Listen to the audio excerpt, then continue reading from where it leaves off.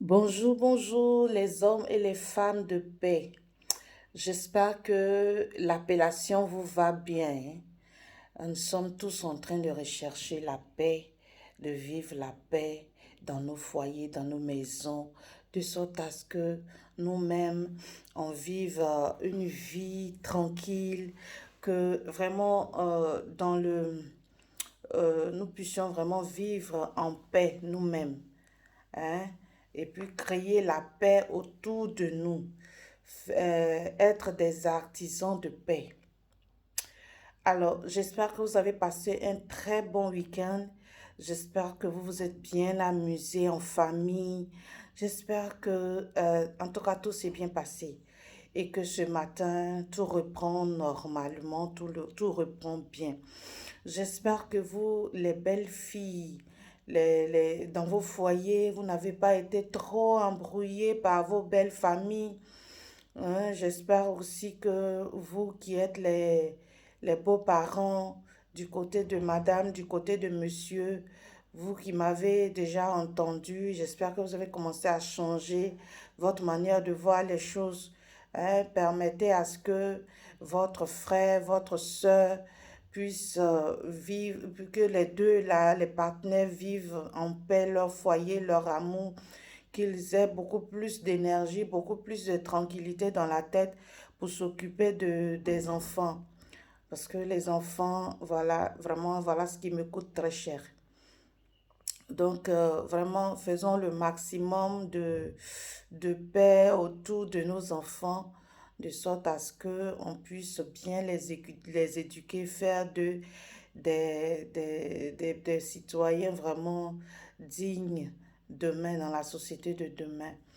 Vous voyez, voilà, donc on a vu un peu le comportement, c'est-à-dire les problèmes qu'il peut avoir entre monsieur et madame quand c'est les partenaires eux-mêmes qui font le problème autour des enfants.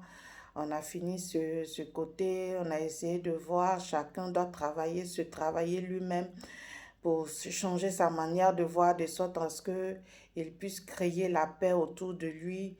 Et puis on est arrivé dans le chapitre des belles familles qui eux aussi viennent intervenir dedans pour créer la zizanie de sorte à ce que encore les enfants n'aient pas la paix. Donc c'est sur ça que nous étions en train de parler depuis la semaine dernière. Je crois qu'il y en a eu seulement 2 vidéos là-dessus. Aujourd'hui, c'est la troisième vidéo. Et dans les vidéos précédentes, j'ai dit qu'il s'agissait, nous sommes encore en train de parler du cas où la femme arrive dans le foyer, dans la maison, dans la famille, il y a eu mariage, elle est arrivée dans la famille, elle n'a rien fait et elle est très polie, elle vraiment, ça, et puis elle ne comprend pas pourquoi est-ce qu'on se lève, on se dresse contre elle. Et j'ai essayé de dégrainer un peu ce qui pourrait motiver, ce qui pourrait les pousser à faire cela.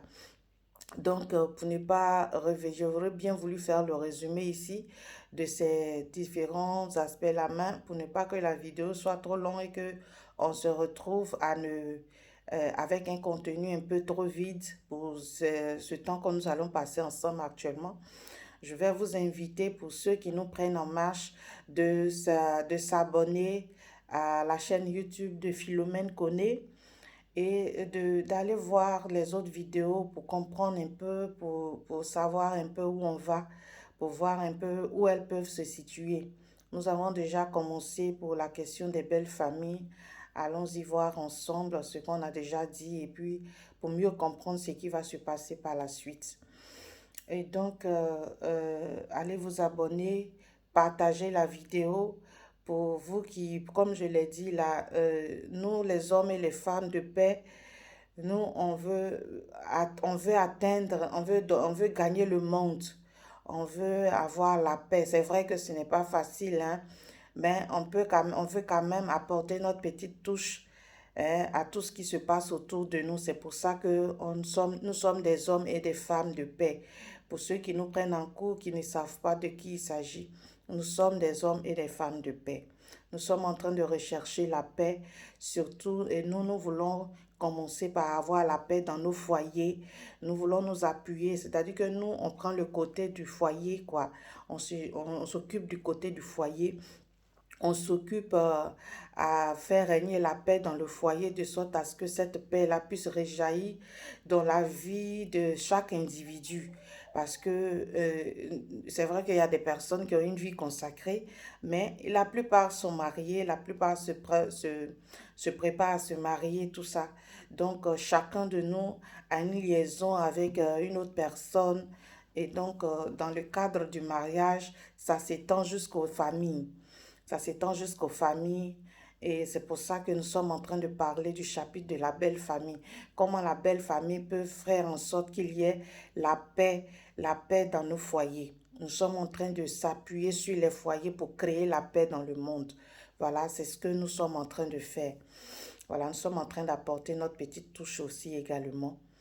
Voilà, donc comme je disais, si tu es dans le foyer et puis tu ne comprends pas pourquoi toi tu n'as rien fait, tu es arrivé, tu es toute innocente, et puis ou bien toi le jeune homme, tu veux une femme et puis tu comprends pas pourquoi la belle famille s'oppose, tout ça. Donc va voir, il y a des raisons qu'on a déjà égrenées dans les vidéos passées. C'est vrai que ce n'est pas, la liste n'est pas exhaustive, mais c'est quand même les principaux points, surtout du côté de l'homme. Alors, aujourd'hui, on va encore exhorter la belle famille à vraiment comprendre la stratégie. La stratégie. Comprenons la stratégie et puis adhérons tous à ce combat de sorte à ce qu'on puisse avoir la paix. C'est pour le bien de nos enfants. C'est pour le bien de nos enfants. Voilà. Donc aujourd'hui, ce qu'on va voir, c'est que on va un peu parler de quels sont les signes, qu'est-ce qu'ils font, les beaux-parents, hein, ceux qui s'ingèrent. Généralement, c'est vrai qu'on a l'impression que nous sommes en train de parler seulement des parents de monsieur, parce que généralement, c'est là-bas que c'est beaucoup plus poussé à ce niveau.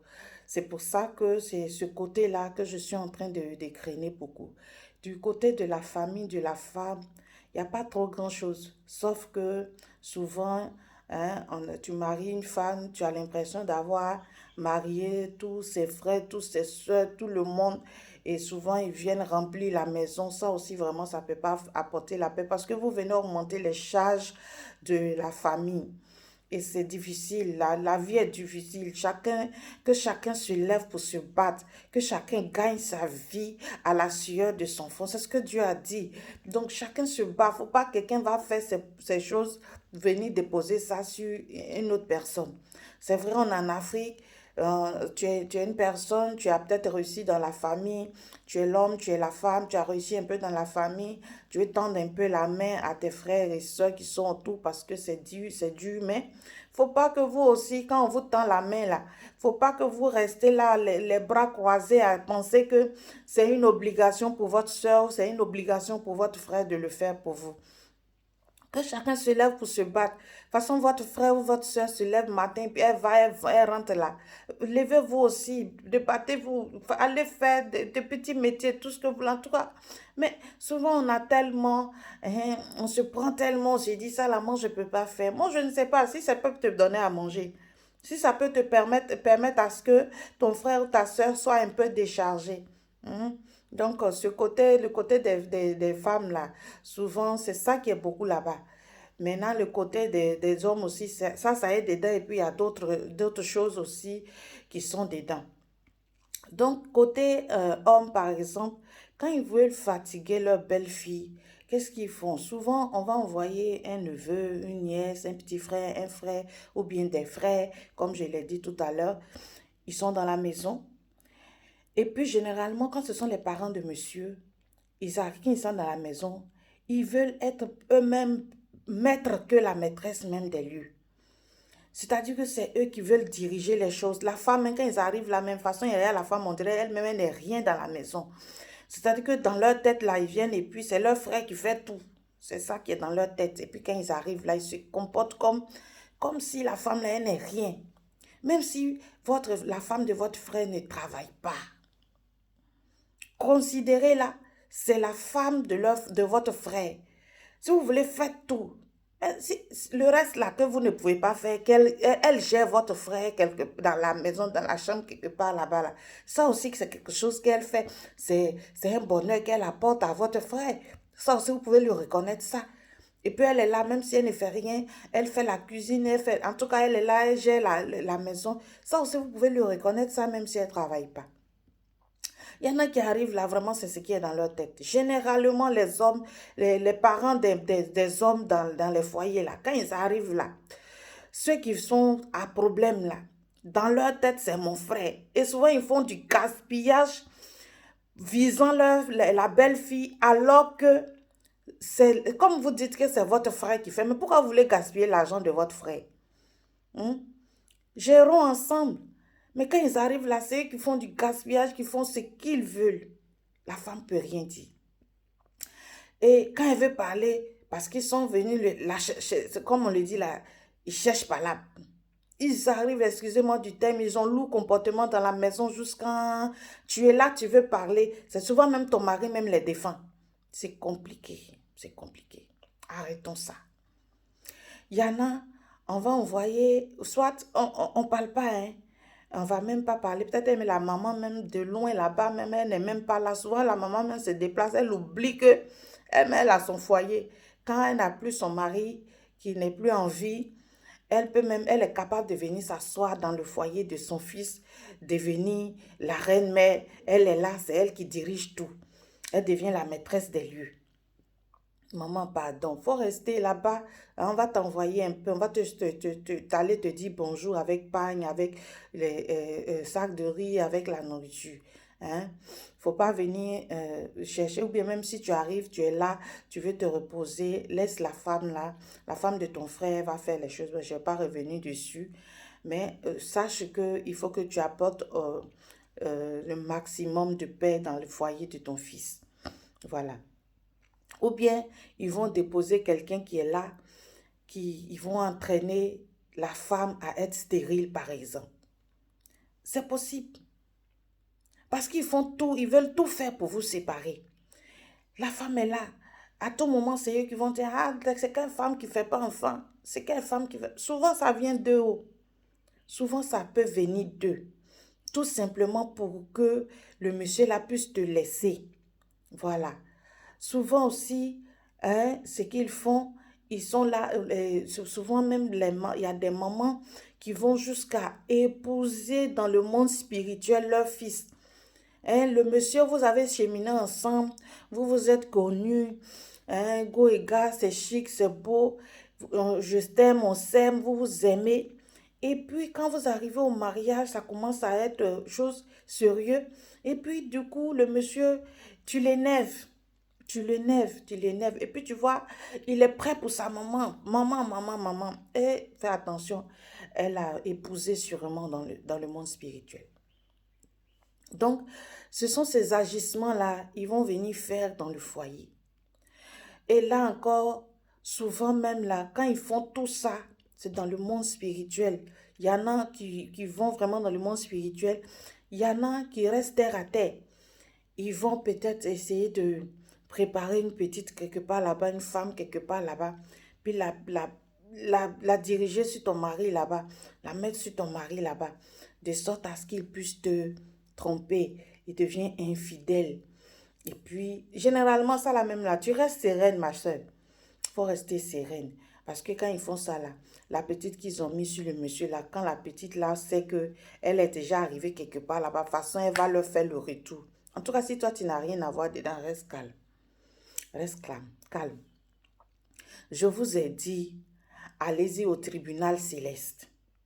Vous savez, quand on juge les affaires, c'est au vu de la loi, au niveau de la justice, c'est au vu de la loi.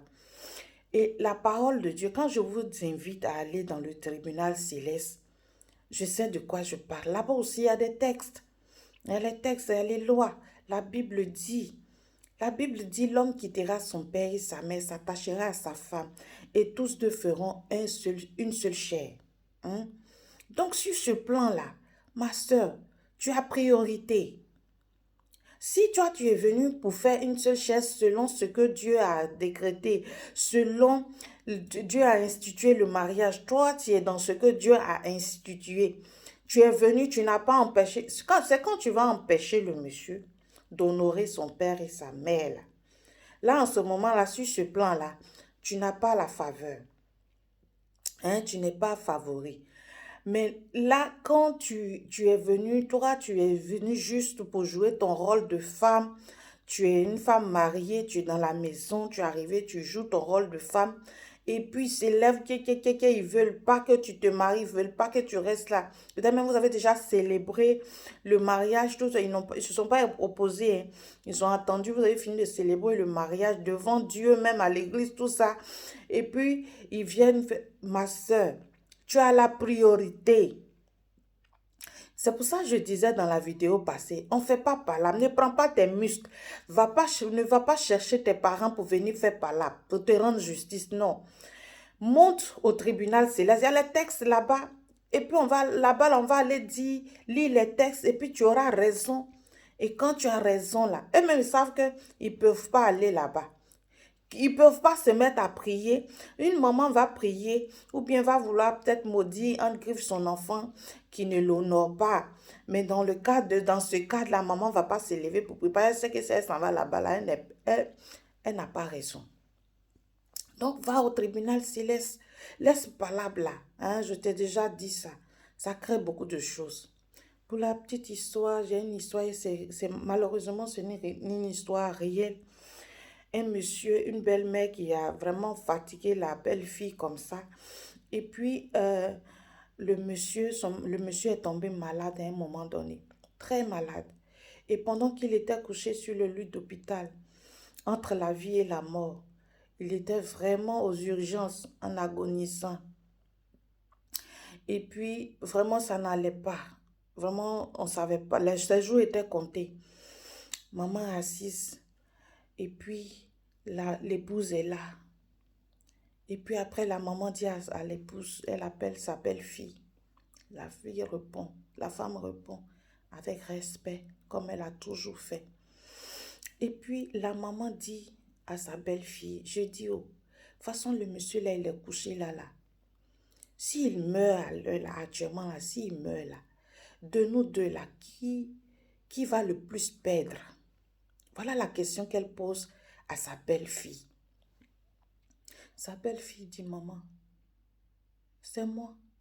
J'ai des enfants avec lui. C'est le père de mes enfants. Mes enfants sont encore petits. Je vais perdre. C'est moi qui vais perdre. Je vais faire comment pour m'occuper de mes enfants? Ça va être difficile pour moi. Donc, c'est moi. Elle dit, ah, c'est ce que je voulais savoir. Et puis, le monsieur est décédé par la suite. Vous voyez ça là? On n'a pas besoin d'aller faire de longues études pour comprendre ce qui s'est passé là. C'est pour ça que je dis, c'est vrai que cette femme-là, vraiment, c'est une femme qui a toujours respecté sa belle-mère, sa belle-famille.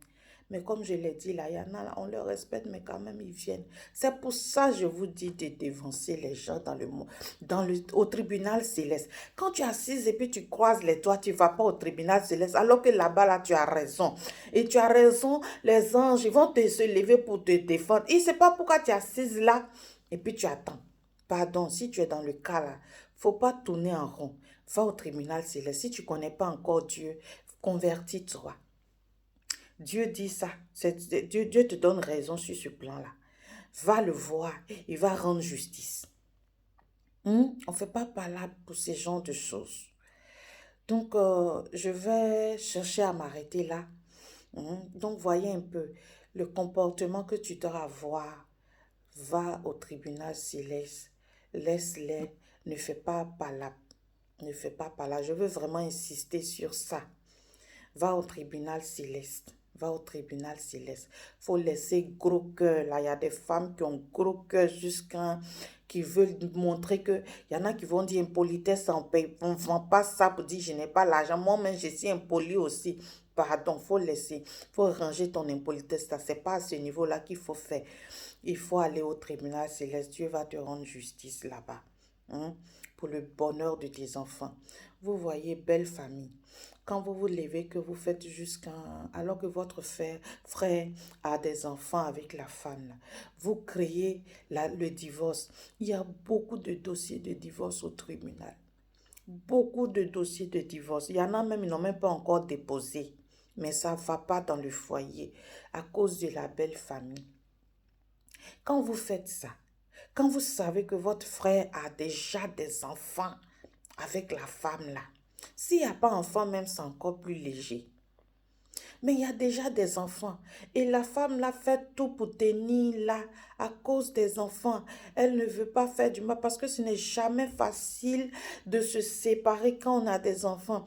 Il y a des enfants qui ont commencé à prendre de la drogue, qui sont devenus des délinquants parce qu'ils ont mal supporté le divorce de leurs parents. Quand vous faites des choses comme ça, vraiment, est-ce que vous pensez à ces enfants-là? Est-ce que vous pensez aux enfants de votre frère? Même si vous vous dites, parce qu'il y a des régions, on se dit, c'est le matriarcat, on se dit peut-être les enfants qui sont dans la maison là, c'est pas sûr que ce soit les enfants de notre frère. Pardonnez. Ne faites pas du mal aux enfants, s'il vous plaît. Ne faites pas du mal aux enfants. Vous qui vous levez, qui vous ingérez, qui cherchez à tout prix séparer monsieur de madame, alors qu'il y a des enfants, s'il vous plaît, faites à cause de Dieu. Ne menez pas la vie dure aux enfants. Les enfants ne supportent pas, et même ceux qui vont supporter. Qu'est-ce que la femme peut faire, elle seule, pour éduquer les enfants? Si elle se remet avec un autre homme, qu'il n'accepte pas les enfants, vous voyez ce que ça fait. Si vous faites juste quand la femme là s'en va pour laisser les enfants, vous mettez le monsieur avec une autre femme, vous envoyez une autre femme qui vient souffrir, qui vient maltraiter les enfants dans la maison. Regardez comment vous exposez les enfants. Ce n'est jamais facile de permettre à ce que les enfants vivent vraiment, que les deux parents se séparent quand il y a les enfants. Si c'est à cause de vous qu'il y a un dossier de divorce qui est déposé, pardonnez, arrangez la chose. Et puis arrêtez, je vous en supplie. Je vous demande pardon à genoux. Belle famille, je vous demande pardon à genoux. Si vous voulez même là, laissez, je ne sais pas quoi, mais vraiment pensez à mes enfants. Pensez à mes enfants. Si vous faites ça, Dieu va vous frapper. Si vous gâtez la vie des enfants, là, Dieu va vous frapper. Pardonnez, quel que soit ce que vous avez contre la femme, là. Pensez aux enfants, pensez aux enfants. Merci beaucoup. Merci. Si vous m'avez entendu, Dieu merci. Si vous n'avez pas entendu, faites ce que vous êtes en train de faire, mais Dieu, n'oubliez pas que Dieu est juste. Pardonnez. N'empêchez pas le monsieur là de s'occuper de ses enfants.